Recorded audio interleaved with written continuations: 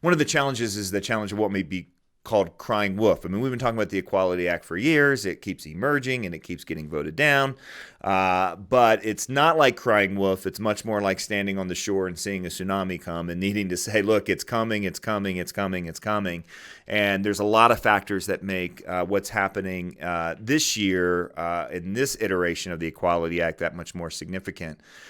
The other danger that I sense is that it just seems so overwhelming. What can we do? This seems like a cultural tsunami that we can't push back against. It's over. And I don't think that's the case at all. I think that there is some remarkable work to be done, and there is remarkable work being done in highlighting and elevating the rights of children. And so I asked Emilie Kao, who's an attorney that has defended religious freedom for over a decade. She's the director of the Richard and Helen DeVos Center for Religion and Civil Society at the Heritage Foundation. And she's one of the key forces behind something that I want all of our Colson Center folks to know about, which is called A Promise to America's Children. This is a statement and a movement and something that you can actually do. Now, Ryan Anderson gave us 3 things to do: pray, be informed, and and contact, be politically engaged. This is a cultural-wide thing.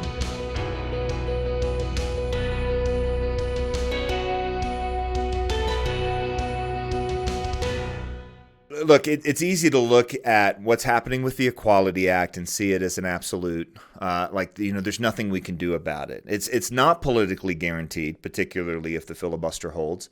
But is it as dark and dire as it seems to be?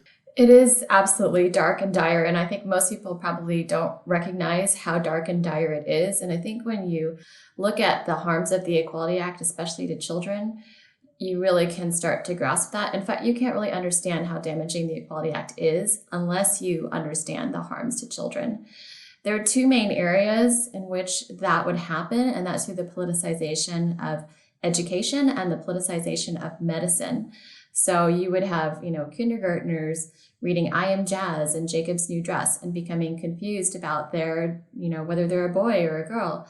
And then at 9 years old, you would have, recommendations from the transgender community to go on to puberty blockers and then cross-sex hormones and then these irreversible surgeries that have been banned in the UK. And so the Equality Act would impose the transgender ideology on teachers, on doctors, on counselors. And so kids would be indoctrinated into this destructive ideology from a really young age in public school with the curriculum and the policies.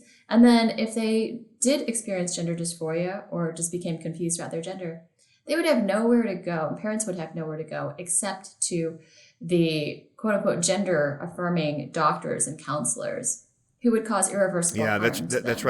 right. When I think about the opportunity in front of us, especially as followers of Christ, I think about folks like Amy Carmichael, who went to another country to share the gospel and saw the sexualization and the enslavement of children. I think about William Wilberforce, who woke up and said, look, once he was awakened to his faith, it also awakened him to the suffering that was being caused by the vast slave industry and the suffering that was happening to Africans in particular. Just as recently as last week, we got a question from some of our audience saying, when I talk about these sorts of things to my pastor, it's always like, we need to preach the gospel and not get distracted on some of these political things.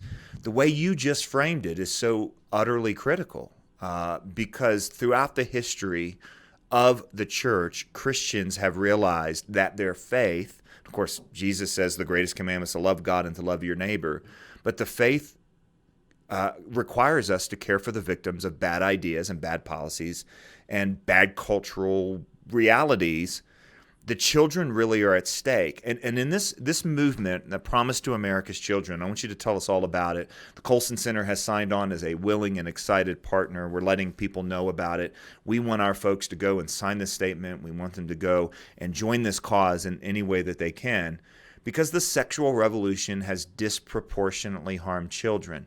The latter chapters of the sexual revolution has disproportionately harmed children.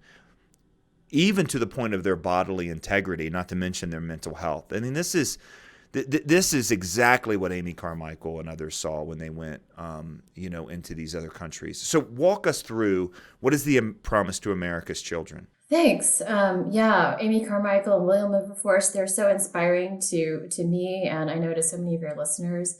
And both of them went out of their way to protect children. I remember Wilberforce also protected children who were doing forced labor. So this is very much in line with the spirit of their mission. So the promise to America's children, it began because we kept on hearing from parents around the country that they were concerned about the sexualization of their children, particularly through school curriculum, the comprehensive sexuality education that you may have heard of and many of your listeners might be familiar with. So there are a lot of efforts at the state and local level to fight back on that kind of education, called CSE for short. But we realized that if the Equality Act were to pass, it would impose comprehensive sexuality educations, teaching about gender and sex in schools throughout the country. So based on what we were hearing from parents and the concerns that lawmakers are starting to understand, we developed a list of 10 principles in the promise to just simply state that children are America's most precious resource, and they need to be protected and nurtured, and they need to be protected particularly by their parents. And the state should not interfere with that relationship between a child and that child's parents. But by imposing an ideology upon parents, the medical profession, and education system, that is exactly what the state is doing, is it's getting in the way. So the 10 principles are about the children's minds, first of all, protecting their minds from this kind of exposure to their curriculum that we're talking about, protecting them from pornography, ensuring that if they do have struggles with gender dysphoria or same-sex attraction or any of these issues, they can go to a counselor that their parents want them to go to, because unfortunately we see a lot of censorship of counseling today. And then it goes into ways to protect children's bodies. So everything from, protecting them from the puberty blockers and cross-sex hormones to protecting their privacy and safety in single-sex facilities like locker rooms, showers, and bathrooms, to protecting girls' opportunities to participate in sports on a level playing field against their own sex.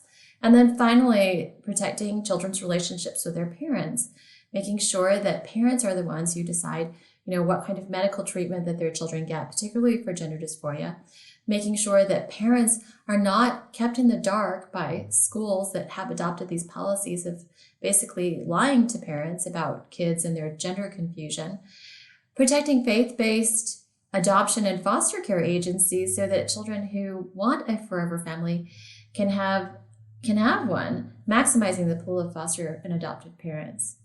So finally, and it's incredible that we even need to put this in there, but ensuring that the state does not take any child away from their parents because of disagreements over sex or gender. But, the Ohio case where that actually happened to a family, that's why we had to put that in there.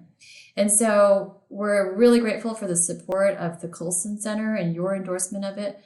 We're delighted that over 50 organizations have endorsed it, both at the state and federal level. We're getting more and more lawmakers signing on to it at both state and federal level. But most of all, we have a ton of parents who are signing on to it. And they are the real energy and the heart and the passion behind the promise to America's children. Parents and grandparents who are making the promise to their own kids. That's what this is all about.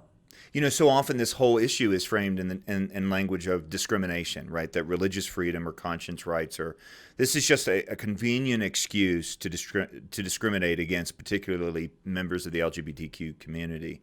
What I love about the way that this statement was framed is two things. Number one is it highlights that this isn't like this zero-sum game where it's either like the church or, this ideology. This ideology causes vast, harm, particularly to children.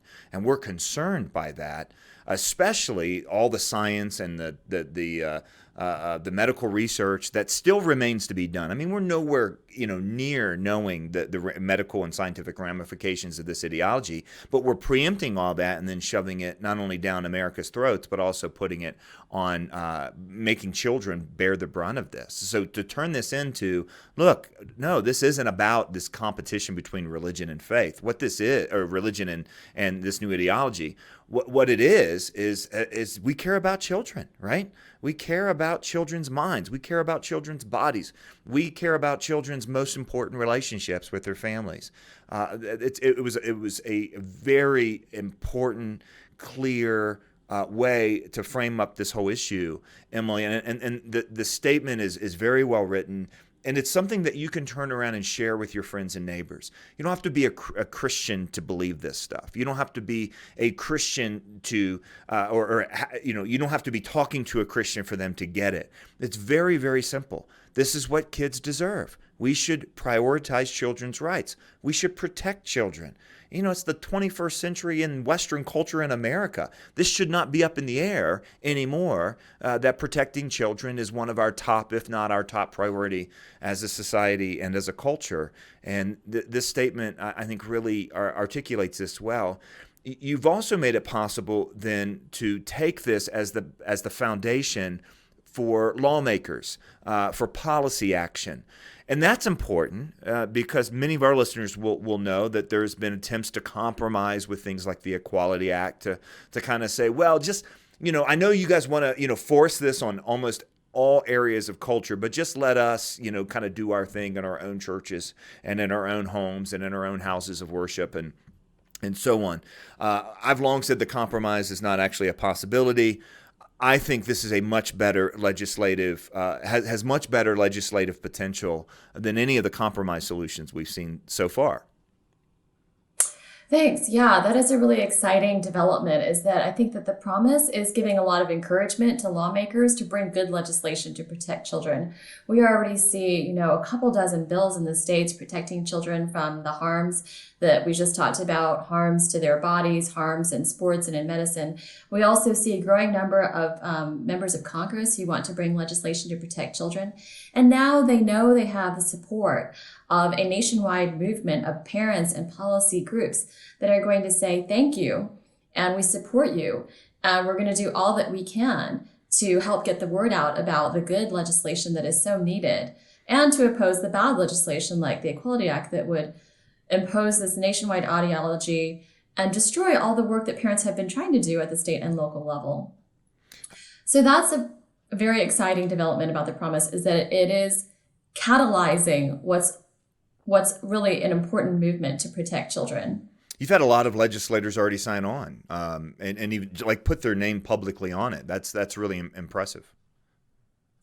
Yeah, we're really thankful for the courage that these lawmakers have. I mean, it's not easy today in our cancel culture to sign on to something like this that directly calls out the gender ideology for what it is, which is destructive to children.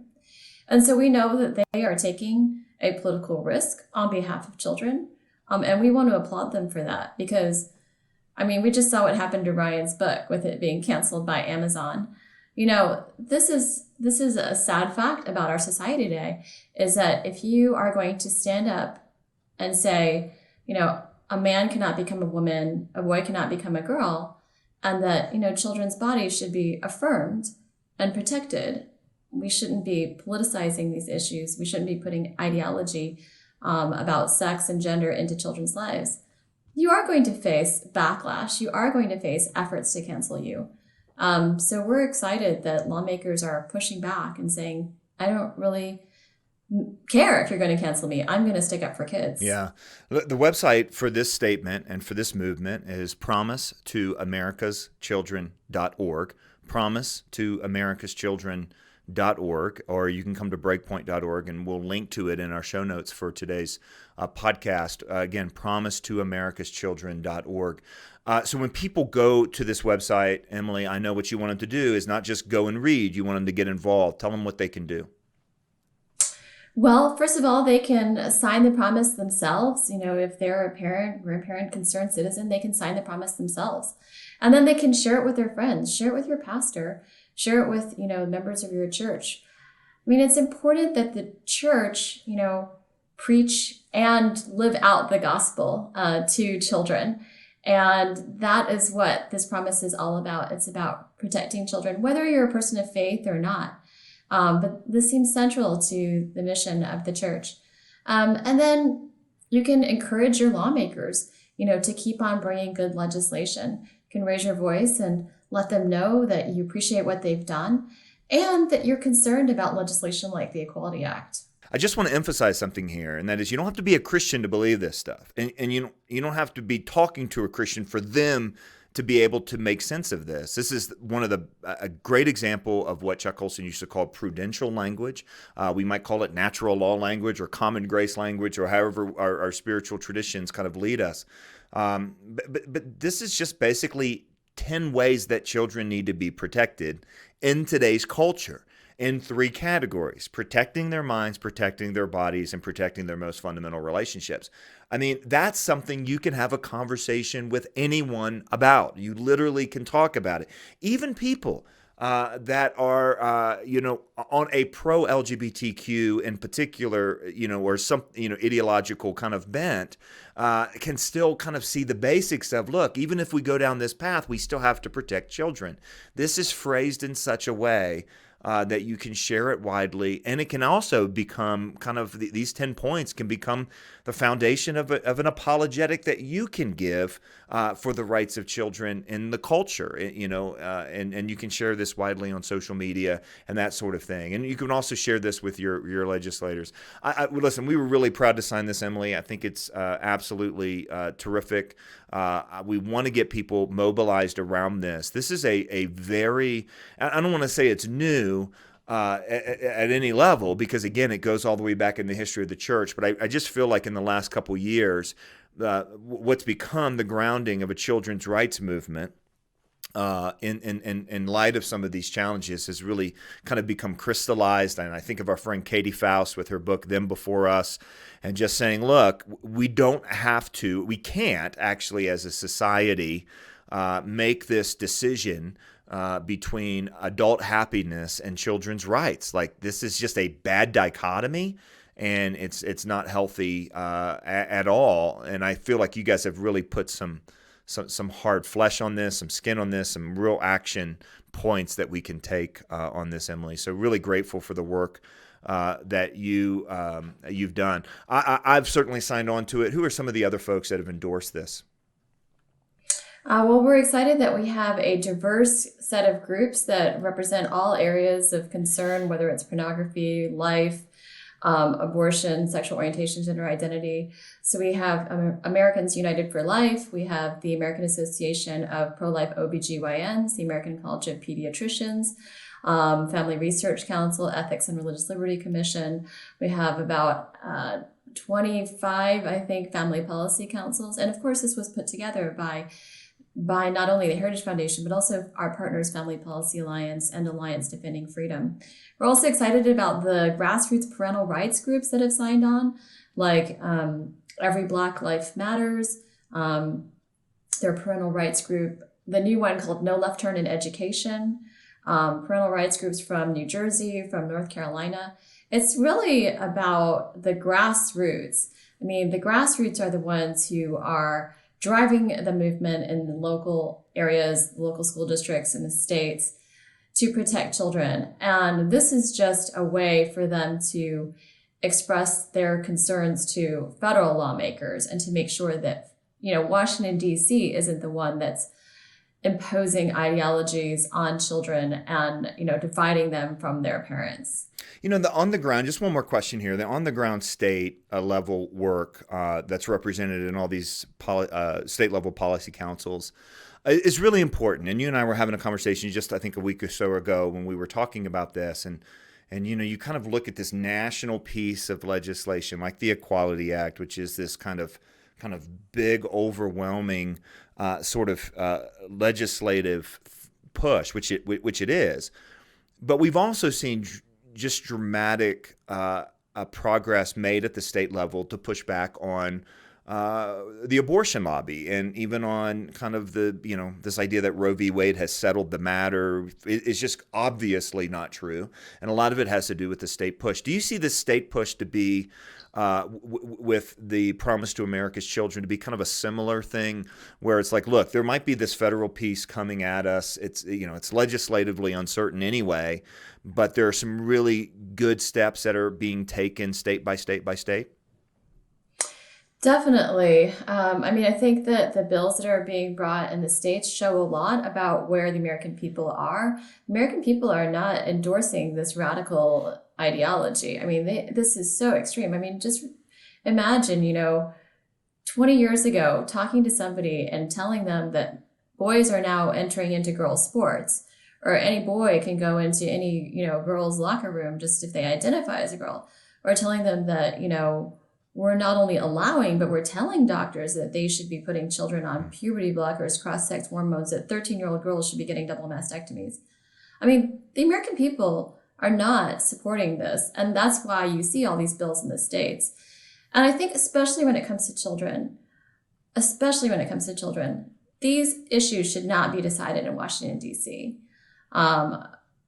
These issues should be decided at the local level or at the state level. I mean, you saw with President Obama's orders, on transgender bathrooms, how they just wreaked havoc throughout the country because, a lot of people are finding these orders to be harmful and divisive. And that's why Washington, D.C. needs to step back, and state lawmakers, local lawmakers, parents need to step up and say, we're going to be the ones who make these decisions for children who can't make these decisions for themselves. Children can't vote. Children can't, testify at hearings. Children can't be witnesses. But we're letting children make life-altering decisions about their bodies with these medical treatments for gender dysphoria that they're way too young to be able to make. I mean, as I mentioned, these treatments are banned now in the United Kingdom for kids under 16. So yes, the states are incredibly important, and I think that is where we'll see a lot of the energy in the future. And suddenly we're giving them the ability to make their own decisions. They're making these decisions having only heard one side of the issue and not even a well-researched, thoughtful side. The science is settled on this could not be farther from the truth. And but it's taught that way. And this Promise to America's Children is a way to get involved. I can't imagine why any Christian would not stand up for the rights of children in this way, would not stand up for the rights of parents in this way. This is a way, as it says on the website, to speak out to your lawmakers as well as to activate the parents and other citizens that are concerned that I mean, look, I hear from folks all the time, what can I do? What can I do? What can I do? Go to promisetoamericaschildren.org. I hear, is there any way to kind of get to lawmakers? And the answer is go to promisetoamericaschildren.org. I hear, why don't you guys work together to do something? We're working together, promisetoamericaschildren.org. Go and sign it and share it more widely. My guest has been Emilie Kao, describing Promise to America's Children. She's the director of the Richard and Helen DeVos Center for Religion and Civil Society at the Heritage Foundation and one of the key architects, along with our friends at FRC and the Family Policy Alliance behind this Promise to America's Children. Emilie, really, really grateful for your work on this. I love how you've taken what is a wonderful and important essential calling for Christians in particular, and I know your concern is broader than that, but really activated it and given us, kind of a clear step. Here's what you do. First step, second step, third step. Man, this is like the least that I think Americans and Christians can do to protect children. So thanks for your work on this. Thank you so much. And if people want to follow you, Emilie, and find you, where can they find you online? They can go to the Heritage website, heritage.org. I'm also on Twitter at EMILIETHF. And again, we're so grateful for your support, John, and for sharing this with your listeners. You bet. And we'll link to all that at breakpoint.org. We'll link to Promise to America's Children and some of the resources that we've already talked about on today's program. Thanks for joining us for the Breakpoint Podcast.